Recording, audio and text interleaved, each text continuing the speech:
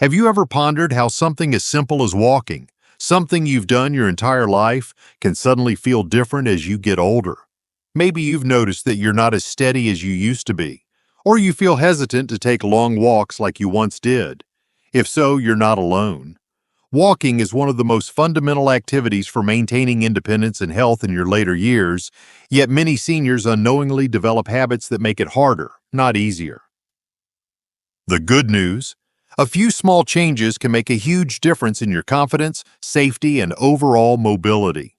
In this article, we'll discuss 3 common walking mistakes older adults make, and most importantly, how to correct them so you can keep moving with strength, balance, and joy. Mistake 1. Looking down too much, the posture problem. Have you ever watched a young child walk? They move with effortless confidence, their heads held high, eyes scanning the world with curiosity. Walking is not just about moving forward, it's about engaging with the world, feeling steady, and trusting your body.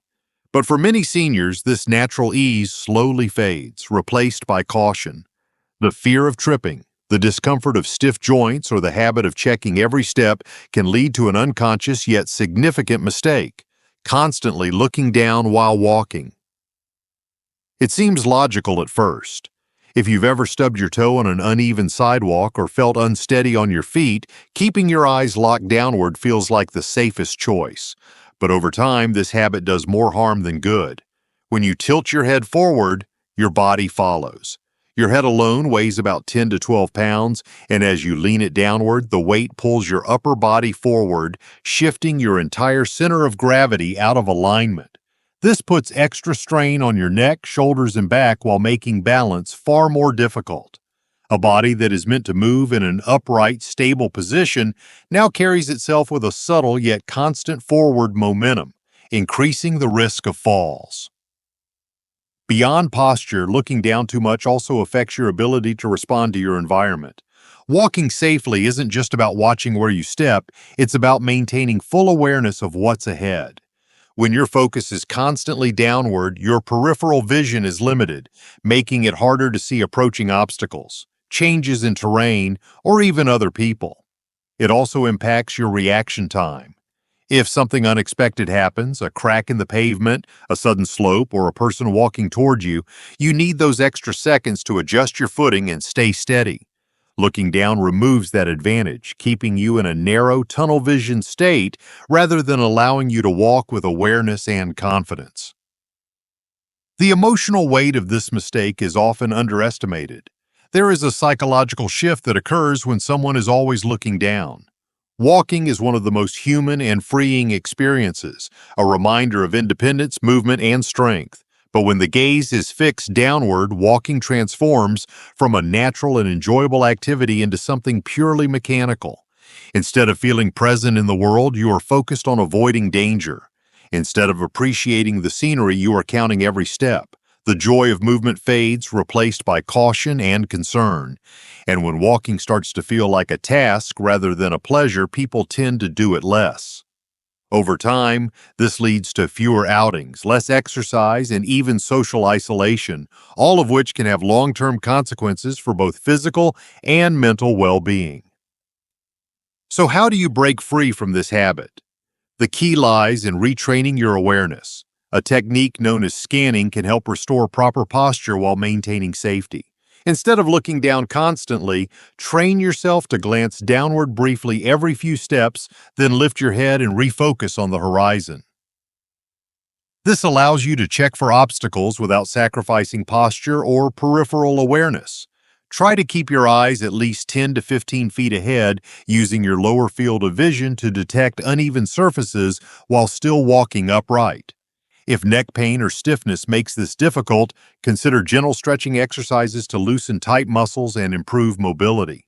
Strengthening your core and upper back can also help maintain better posture, reducing the natural tendency to hunch forward.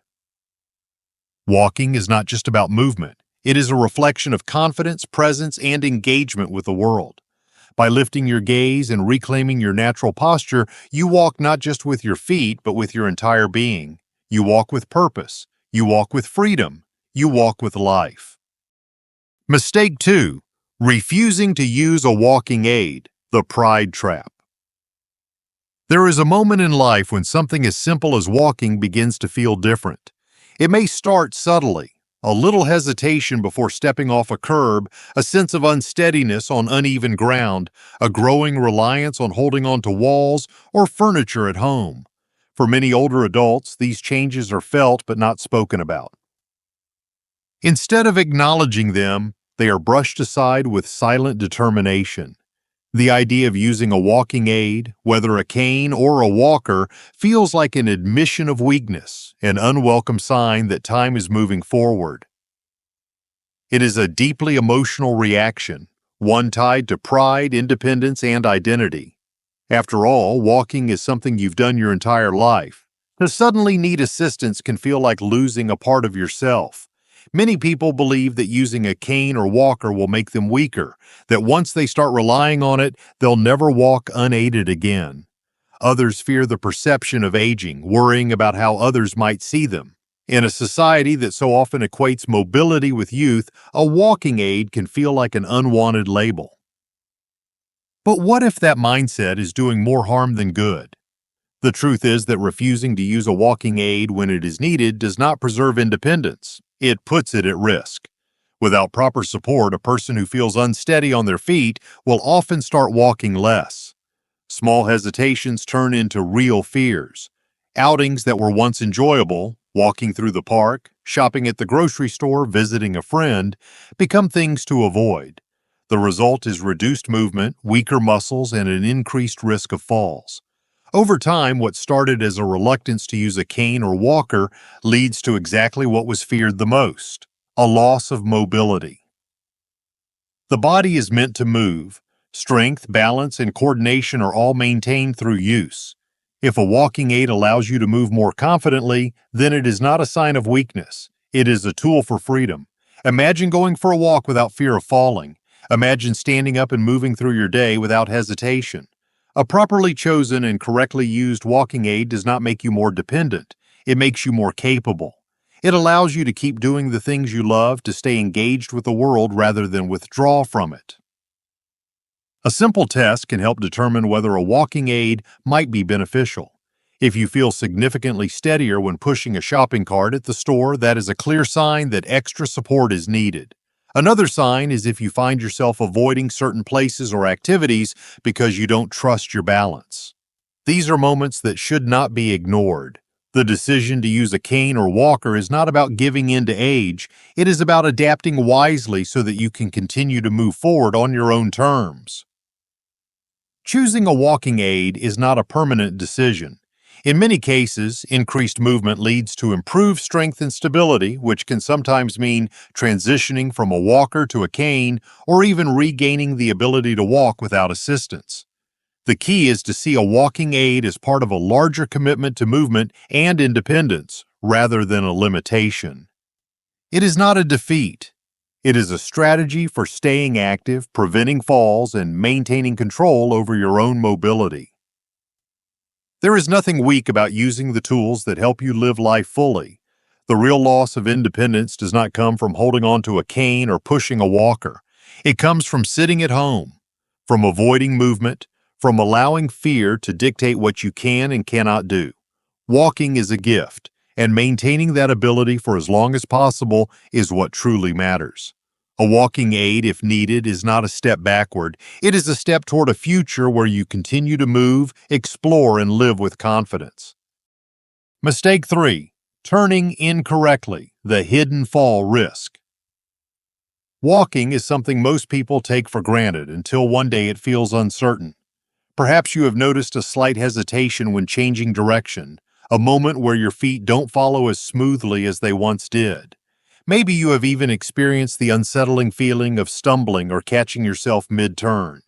What many people don't realize is that turning, something so small and automatic, is one of the most common moments when falls occur. It happens in an instant, a misstep, a loss of balance, a body shifting in a way that it can no longer control. Most falls among older adults do not happen while walking in a straight line.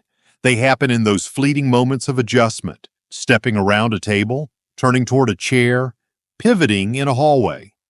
Research has shown that a staggering number of falls occur because of improper turning technique, often when one foot crosses over the other. This movement, while seemingly natural, is a hidden risk because it narrows your base of support, making it easier to lose balance.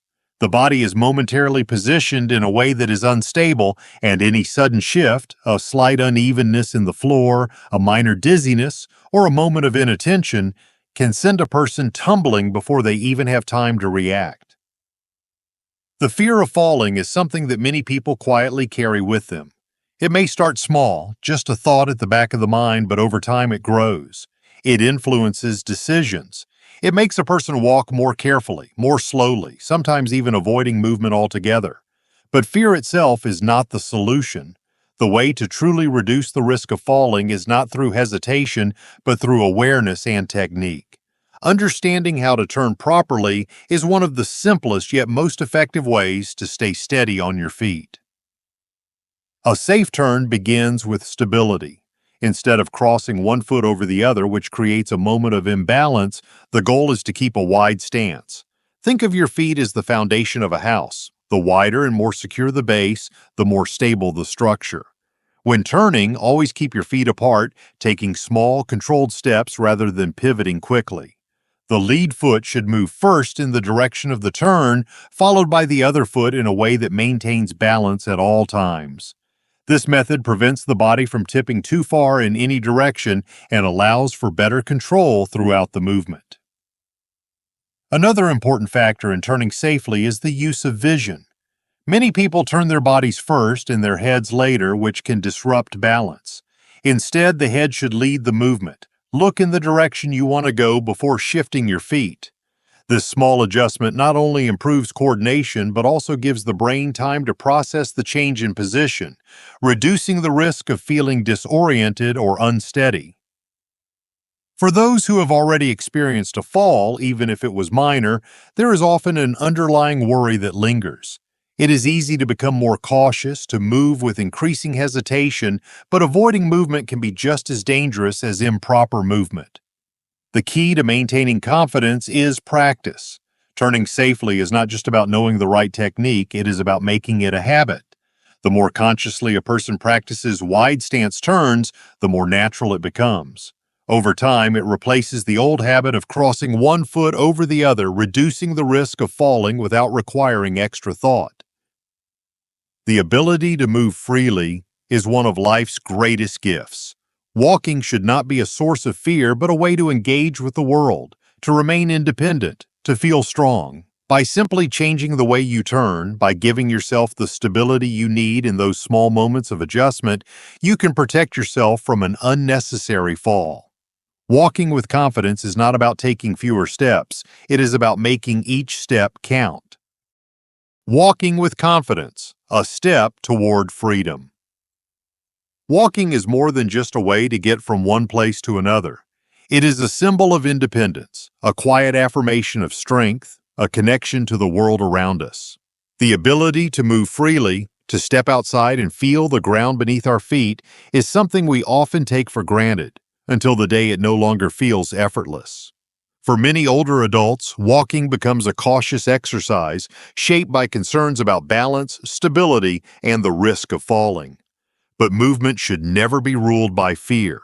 It should be guided by knowledge, awareness, and the confidence that every step taken is a step toward greater freedom.